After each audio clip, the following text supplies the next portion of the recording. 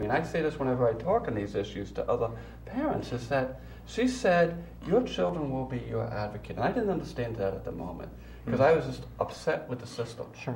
And I remember, and I sort of a lot of us did that. We sort of removed ourselves from our families. You know, I took some guilt. Well, maybe I was wrong. Maybe I'm being selfish, whatever. And I used to deliver presents. And I remember once I delivered a present on Christmas Eve, and I would deliver it, and literally at midnight on the step door, and then leave. And, you know, and I said, and then when I came home, I said, I'm not doing this anymore. So I called their mother up, and I said, I want to see the children to give them the present. And she said no and hung up. 2 days later, she called me back. And she says, you can see the children. Now, do you think she had a change of heart? No. What happened was the children advocated. Right. They said, I want to see my parent. I want to be it. Right. And they don't have issues. Where they do have issues is dealing with their peers. Yeah. That I have to admit. Because, and it's not that the children they deal with are bigots. It's usually because they go home, tell the parents, right. The parents then bring this back. Yes. And that I have sensitivity to. But, I mean, my sons, my daughter, they get on. We actually just recently worked with a state agency around my daughter, and there were no issues. The state was highly supportive of it. Yeah. And so things are improving, but there still are issues where, you know, trans people are losing access to the children. And this is an area we have to keep advocating for. And transgender lives. We have Maureen Murphy, who's, you know, a family lawyer. And we have her come and talk to this issue because it's a very important issue.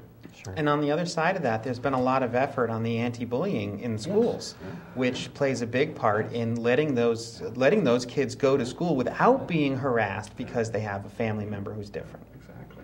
And it does very much together. Yeah, it's very interesting, isn't it? I certainly think we're making progress, but we have ways to go. We do. And we're going to keep working on it. Well, it's all positive. I keep looking back. If I look back from the 90s, it's just really it's just phenomenal. Like I say, the one thing I always example is coming back to the Pride. 3 people were out. Then we had 3 years ago, we had the Transgender Pride in Mass, you know, over in Northampton. And there were 1,000 people, you know? And it was just impressive, and it just keeps growing and growing. Yeah, you know, I'm repeating myself a bit, but a couple of years ago when I spoke to a local gay, lesbian, LGBT community center about the bill, the response I got was like, well, we don't really understand what that is, and we'll talk to our board about it, but it's uncomfortable. And I was like, okay, got it.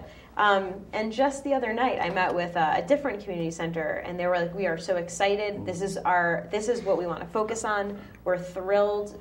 The board wants to do it." And it's like the progress that's getting made all the time is fantastic. Yeah.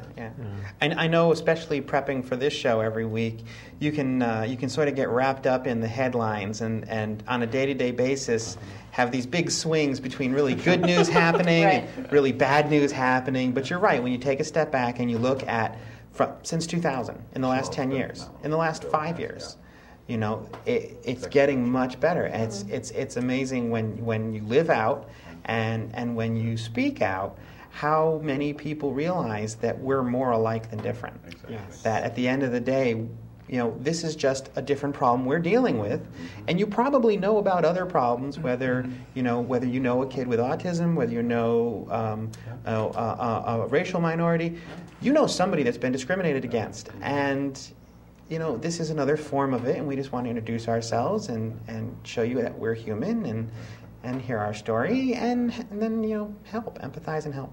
It is, and it's a beautiful community, and when people get to know us, they really see.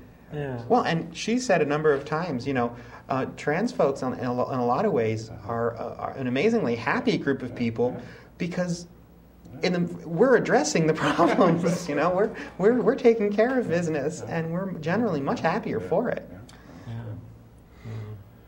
It's a very positive energy in the community. And this is fantastic, you know. Thank you all for what you're doing with the group. Renee told me a lot about the group when we met and the show. what you all do is amazing and wonderful. It so should be applauded for it. Yeah. It's great work. We had to find a small little way that we could help because there was certainly that desire to Yeah. reach out. Absolutely. We're so happy that you guys could come. Yeah. Thank you. And It's been great. would love to have you back Yes. maybe Please, around please, January. Please, please come back. Yeah. Because We'd love to drag you over to the Capitol. We will be there. Great. Yeah. with enough notice, I can get off of work. All right. But thank you so much for coming, and please come back. And I think we are out of time. Less than a We're minute. going to say good night. But thank you so much for coming. Thanks for having us. Thank you. Night, Thank everybody. you.